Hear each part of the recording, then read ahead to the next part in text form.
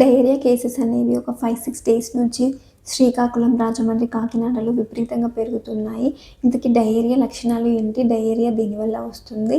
Diarrhoea రాకుండా ఎలా నివారించుకోవచ్చు అనేది చూద్దాము. Hi, this is doctor Padmavati, homeopathic physician. డయేరియాలో ఎలాంటి లక్షణాలు ఉంటాయనంటే loose motions, nausea, vomiting, fever రావడం, ఇంకా కడుపు నొప్పి ఇలాంటి లక్షణాలు అనేవి ఉంటాయి. డయేరియా దేనివల్ల వస్తుంది అంటే వైరస్ వల్ల కానీ, బ్యాక్టీరియా వల్ల కానీ, పారాసైట్ వల్ల కానీ వచ్చే ఛాన్సెస్ అనేవి ఉంటాయి. ఇవి మన బాడీలోకి ఎలా వస్తాయి అంటే కంటామినేటెడ్ వాటర్ ఇంకా ఫుడ్ వల్ల వస్తాయి. అసలు దీన్ని రాకుండా ఎలా నివారించుకోవచ్చు అంటే ప్రాపర్ హ్యాండ్ వాష్ చేసుకోవడం. సోప్‌తోని ఇంకా హాట్ వాటర్‌తోని అట్‌లీస్ట్ ఒక 20 సెకండ్స్ అన్నా వాష్ చేసుకోవాలి.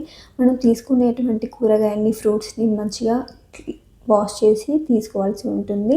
అంతేకాకుండా మనం తాగేటువంటి వాటర్‌ని కూడా బాగా మరిగించి, చల్లార్చి తీసుకోవాల్సి ఉంటుంది. మనం ఉండే ఇల్లు కానీ, చుట్టూ ఉండే పరిసరాలు అన్నింటిని కూడా నీట్‌గా మెయింటైన్ చేయాల్సి ఉంటుంది. అండ్ డయేరియాకి హోమియోపతిలో కూడా మంచి ట్రీట్మెంట్ అనేది కూడా ఉంది. And thank you for watching.